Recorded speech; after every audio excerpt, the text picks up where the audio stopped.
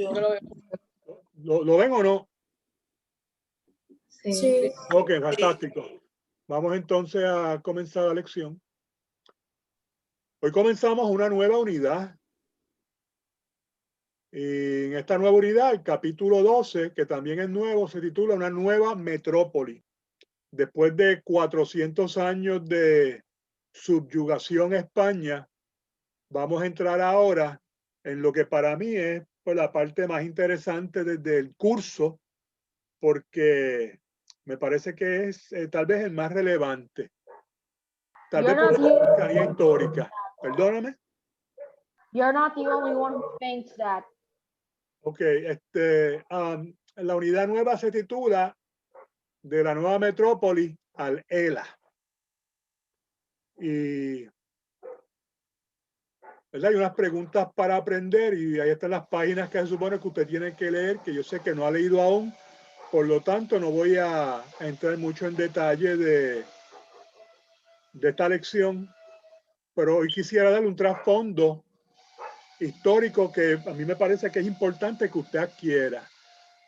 Nosotros pasamos de las manos de cuál fue el imperio más poderoso del mundo en la época moderna, que era España, a las manos del imperio más poderoso en esta era que se conoce como la era contemporánea, y en los Estados Unidos de Norteamérica. Puerto Rico siempre ha estado en manos de grandes imperios. Ahora estamos en la de Estados Unidos. Yo entiendo que para nosotros tener una mejor idea o una percepción más correcta a la luz de la historia de nuestra relación con Estados Unidos, pues que veamos un poquito de la historia de Estados Unidos. En esta clase vamos a hablar un poco de la historia de Estados Unidos también, pero mayormente desde el punto de vista del expansionismo estadounidense. Cómo este país ha ido expandiéndose a través del mundo. Una cosa que es bien interesante notar es que Estados Unidos, antes de tomar posesión de Puerto Rico, ya le tenía el ojito echado a la isla desde hacía varios años. Mi libro de historia de Puerto Rico favorito, que se titula The Puerto Ricans, escrito por Carol Wagenheim, que fue uno de los reporteros del New York Times. Se casó con una puertorriqueña, con Olga Jiménez, que era una profesora puertorriqueña en Estados Unidos, y él siempre se interesó mucho en la historia de Puerto Rico. Él escribió lo que para mí es un libro fascinante. Se titula The Puerto Ricans, A Documentary History. Y ahí fue en ese libro la primera vez que yo vi de la manera que Estados Unidos estaba ya ojeando a la isla de Puerto Rico. Y en la prensa, tú sabes que a veces pues hay hombres de negocio que se expresan en relación a diversos temas. Y ya habían hombres de negocio que a veces escribían artículos o editoriales en periódicos prestigiosos en la nación americana y se referían a Puerto Rico de una manera bien interesante. La llamaban a real gem of the Antilles. En otras palabras, una verdadera joya de las Antillas. Ya Estados Unidos llamaba a Puerto Rico, se refería a Puerto Rico de esa manera. Puerto Rico, cuando fue tomada por los Estados Unidos, tenía casi 1 millón de habitantes ya. Tenía 900 y pico de mil habitantes. Y pues ya lo que Puerto Rico tenía, ¿verdad? Como parte de su población, en su mayoría eran criollos. No se veían tanto como españoles, aunque Puerto Rico era una provincia española durante esa época. Para la gran mayoría de los puertorriqueños, esto no significaba muchísimo. Los puertorriqueños estaban ya hartos del dominio español, aunque estaban conformes con el autonomismo. Había un grupo que quería la independencia, entre ellos el gran líder Ramón Emeterio Betance, pues continuaba desde el exilio luchando por la independencia de Puerto Rico. Él estaba exiliado porque el gobierno de España no lo quería en Puerto Rico revolcando el avispero. Usted me entiende, ¿verdad? El gobierno de España dijo, vete de aquí, vete a otro lado y vive en Estados Unidos. Durante el tiempo que Estados Unidos iba a tomar posesión de Puerto Rico tenía autonomía. ¿Verdad? Habíamos leído que ya Puerto Rico gozaba de un gobierno autonómico con muchas libertades por la carta autonómica que le había sido cedida.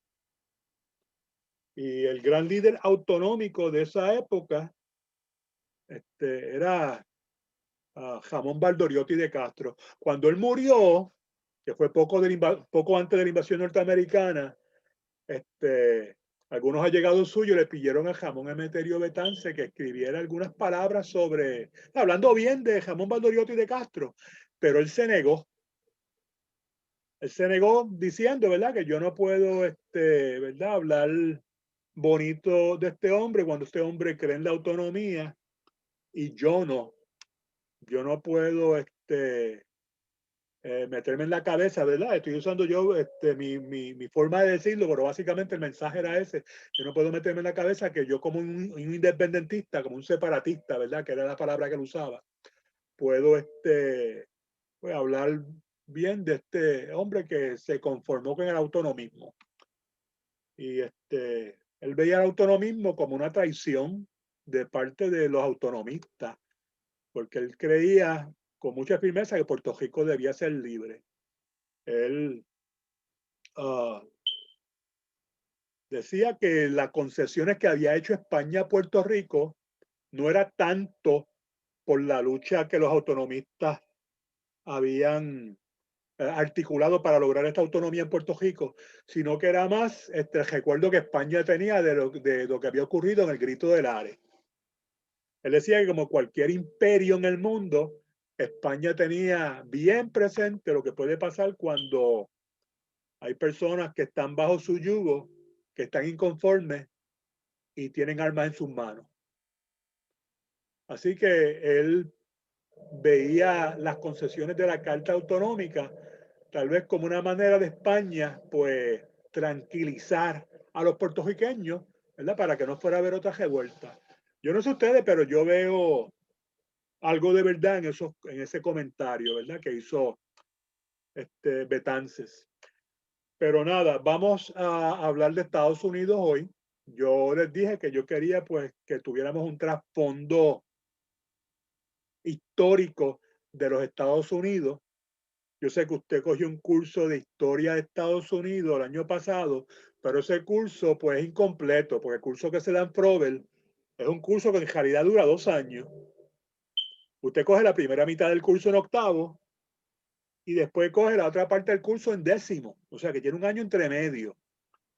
Pero en realidad ese curso dura 2 años, ese curso de historia de Estados Unidos.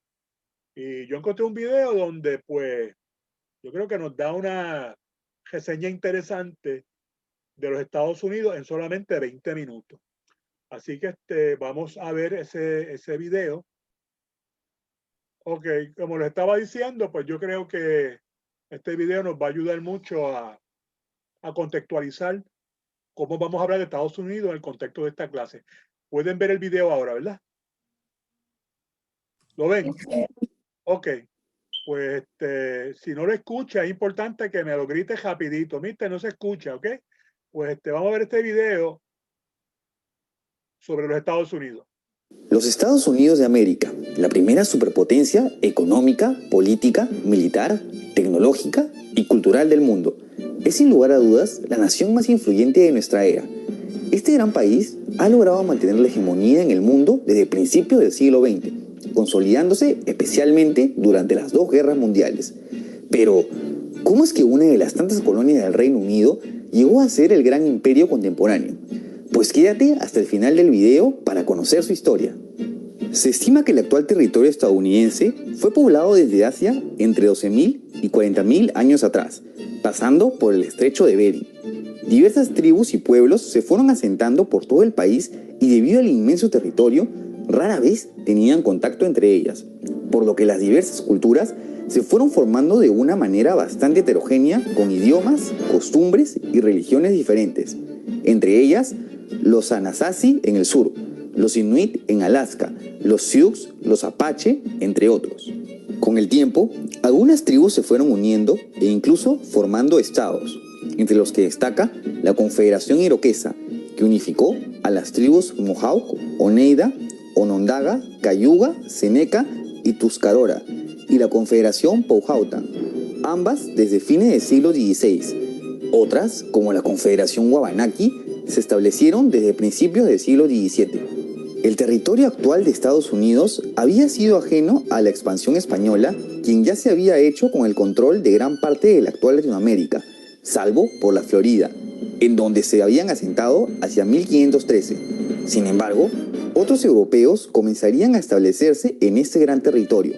El primer intento fue por parte de los británicos, en la colonia de Roanoke, en la actual Carolina del Norte, en 1585, que por cierto duró algo de 5 años y su desaparición es aún un misterio. El primer asentamiento británico permanente se fundaría en 1607, conocido como Jamestown, en la actual Virginia, el cual prosperó con el cultivo de tabaco a la par que los franceses se establecerían en Acadia, en la actual Quebec, Canadá. Los colonos británicos comenzarían roces con la Confederación Powhatan, con quienes entrarían en combate, que fueron apaciguados tras el matrimonio del colono John Rolfe y la hija del jefe Powhatan, Pocahontas. Sí, a la misma que conociste por Disney. Sin embargo, tras el cambio de mando, el jefe Opechancanough tomaría represalias y consumaría la masacre de Jamestown en 1622, matando a 400 personas, que representaba a la tercera parte de la población total. A pesar de esta afrenta, los colonos ingleses seguían migrando, consolidando así la colonia de Virginia, que sería la primera colonia oficial británica en Norteamérica. Luego de 2 guerras más con los Powhatan, en donde se logró capturar al jefe Opechancanough, la confederación comenzaría su declive sin poder evitar la expansión de los colonos británicos tras el Tratado de 1646. Para esto, los británicos no fueron los únicos en asentarse. Por su parte, los neerlandeses fundarían Nueva Ámsterdam en 1625, en el actual territorio de Nueva York, en donde asentaron un fuerte. Esta cercanía llevó a los británicos a enfrentarse con los neerlandeses en las conocidas guerras anglo-neerlandesas. Varios grupos de británicos, conocidos como los puritanos, siguieron ocupando más territorios a lo largo de la costa este de Estados Unidos, Plymouth y Boston entre 1620 y 1630, Connecticut en 1635. Las colonias que fueron fundando fueron en base a una profunda fe cristiana y en una primera instancia mantuvieron la paz con las tribus de las aledañas confederaciones Iroquesa y Wabanaki. Los franceses, por su parte, fundarían la Luisiana, una provincia que ocupaba los modernos estados de Luisiana, Arkansas, Mississippi, Alabama, Indiana, Illinois y Missouri. Posteriormente se extendería por los actuales Wyoming, Nebraska, Dakota del Sur y Norte, Montana, Kansas y Colorado. La rápida expansión fue gracias a la falta de estados organizados que pudieran defender el territorio. Hacia inicio de los años 1700, los colonos británicos se seguirían expandiendo hasta que el territorio se iría consolidando en las conocidas 13 colonias: Massachusetts, New Hampshire, Rhode Island, Connecticut, Nueva York, Nueva Jersey, Pensilvania, Delaware, Maryland, Virginia, Carolina del Norte, Carolina del Sur y Georgia. ¡Wow! Con esto, el país de Estados Unidos ya iba tomando forma. Hacia el año 1750, la población ya había alcanzado el 1.000.000 de habitantes y los esclavos importados desde el Caribe y Brasil ya rondaban los 150.000. Sí, la esclavitud era parte de la sociedad de los colonos británicos. Entre 1756 y 1763 estallaría la Guerra de los 7 Años, en la que las grandes potencias europeas se enfrentarían tanto en Europa como en sus colonias en África, India y América. El frente que nos compete en esta guerra, Norteamérica, fue el escenario del enfrentamiento entre el Imperio Británico con las 13 colonias y apoyados por la Confederación Iroquesa, y el Reino de Francia, con Nueva Francia apoyado por España y la Confederación Wabanaki. El resultado, victoria británica, tras la cual el actual Canadá por parte de Francia y Florida por parte de España son cedidas al Reino Unido, y la Luisiana es cedida al Imperio Español mediante el Tratado de Fontainebleau de 1764. Si estás disfrutando este video, no te olvides de suscribirte a mi canal para estar al tanto de más contenido. Hacia la década de 1770, la población de las 13 colonias era de 2.5 millones de habitantes. Luego de la Guerra de los 7 años, y debido al alto endeudamiento con el que terminó el Reino Unido, la corona elevaría los impuestos a las exportaciones de las 13 colonias, lo cual generó un descontento general con los colonos ante las nuevas imposiciones. La respuesta ante este descontento fue la creación de organizaciones pronacionalistas como Hijos de la Libertad y posteriores actos de protesta como el Boston Tea Party, en donde un grupo de colonos disfrazados de indios arrojó al mar la carga de té de buques británicos. Ante esto, las tensiones no se hicieron esperar y en 1775 estallaría la Guerra de Independencia, en la que con el apoyo de España y Francia, las 13 colonias declararían su independencia en 1776. Los Estados Unidos de Norteamérica habían nacido. La guerra se extendería hasta 1783, año en que el Reino Unido reconocería esta independencia. La primera anexión estadounidense serían los territorios de la Confederación Iroquesa en 1779, llegando a un acuerdo con las tribus de este estado. Para esto, George Washington, quien había sido nombrado como comandante en jefe del ejército revolucionario durante la guerra, se convirtió en el primer presidente de la nación tras la Constitución de 1787, consolidándose así como una de las primeras democracias del mundo y la Constitución federal más antigua que se encuentra en vigor.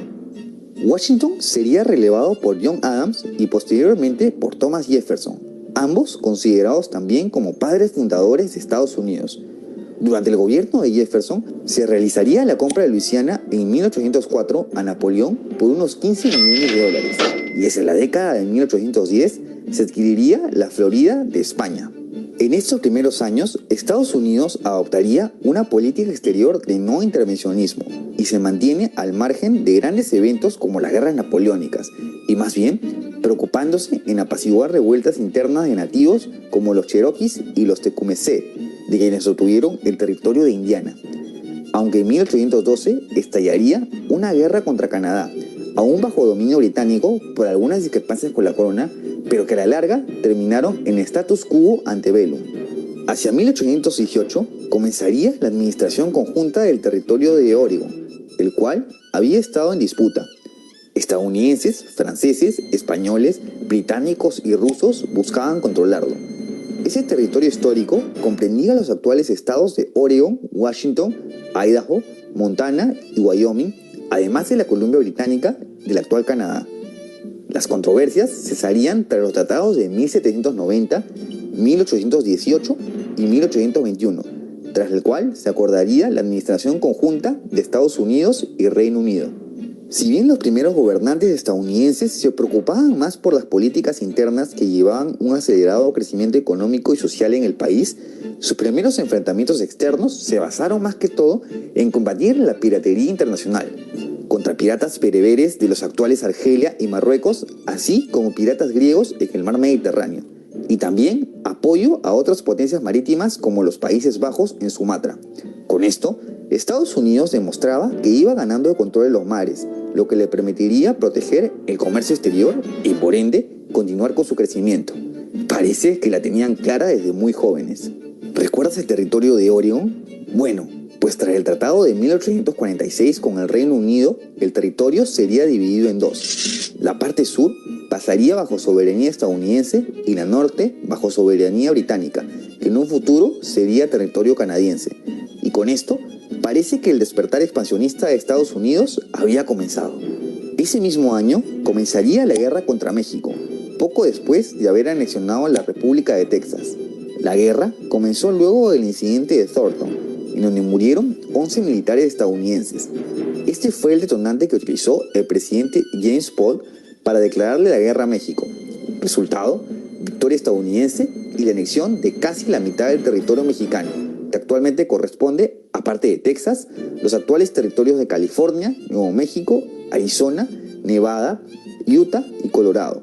Todo esto rectificado en el Tratado de Guadalupe Hidalgo. A medida que la expansión y prosperidad de la gran nación aumentaba, también lo hacía la conciencia. Y es que parte de este crecimiento fue gracias a que Estados Unidos se había convertido en el principal exportador de esclavos del mundo, debido a la demanda de mano de obra en labores agrícolas. En 1861 asumiría la presidencia el reconocido presidente Abraham Lincoln, cuyas ideas abolicionistas atemorizaban a los estados del sur, donde más se usaba la mano de obra de esclavos. Ese mismo año, los estados del sur, Carolina del Sur, Mississippi, Florida, Alabama, Georgia, Luisiana, Texas, Virginia, Arkansas, Carolina del Norte y Tennessee declararían su independencia formando los Estados Confederados de América. Con esto se daría inicio a la guerra civil conocida como la Guerra de Secesión, en donde el presidente Lincoln se logra imponer ante los estados separatistas, terminando la guerra en 1865, tras la cual los estados se reintegrarían y la esclavitud quedaría abolida. Aunque Lincoln no podría disfrutar mucho de su logro, ya que sería asesinado a los pocos días de concluida la guerra. Durante los siguientes años, Estados Unidos pasó por una etapa conocida como la Reconstrucción, en donde se desarrollaron políticas de reintegración y reconstrucción luego de la guerra. Con la compra de Alaska al Imperio Ruso en 1867, Estados Unidos pasaría a tener un territorio de poco menos de 1 millón de kilómetros cuadrados cuando se independizó a más de 9 millones de kilómetros cuadrados. Todo esto en menos de un siglo. ¡Wow! Sí que les gustaba la tierra.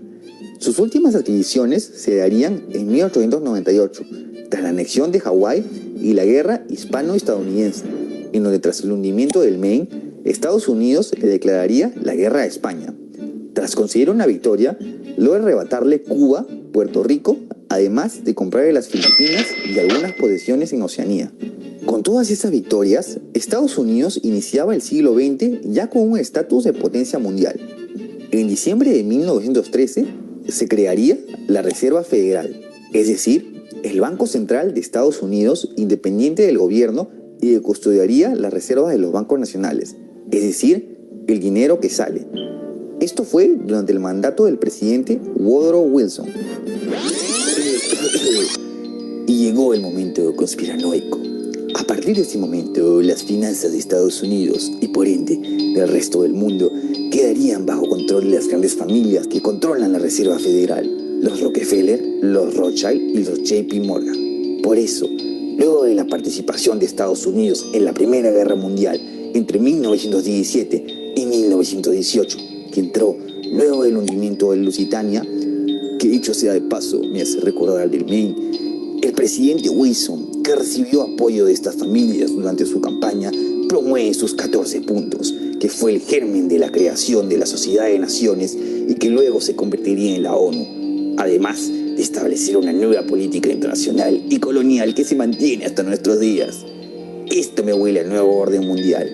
También cabe resaltar que Estados Unidos, del lado de los aliados, fue el gran ganador de esta guerra, pues su territorio quedó intacto e hizo millones con la venta de armamento a las potencias europeas, además de los préstamos. Sí, préstamos, a más deuda, más intereses para el sistema de Reserva Federal. Fin del lapso conspiranoico. Ojo, que solo fue un lapso, Puedes dejar tu opinión al respecto en los comentarios de abajo. Pero bueno, la prosperidad de Estados Unidos entraba en su punto máximo durante los felices años 20, que se vio opacado por la crisis de 1929, que conllevó a la Gran Depresión. Sí, la economía de Estados Unidos y de casi todo el mundo se vino abajo, aunque se recuperaría progresivamente a mediados de la década de los 30, luego de la política intervencionista propuesta por el presidente Franklin Roosevelt, conocida como el New Deal. Hacia 1939 estallaría la Segunda Guerra Mundial, en donde Estados Unidos entraría al conflicto en 1941 tras el ataque a Pearl Harbor. Durante esta guerra envió apoyo a los aliados para la liberación de Francia durante el día D y el posterior avance por el frente occidental. Pero su principal antagonista fue el Imperio del Japón, quien ante su elevada resistencia no firmaría su rendición hasta el ataque de Hiroshima y Nagasaki por las bombas atómicas.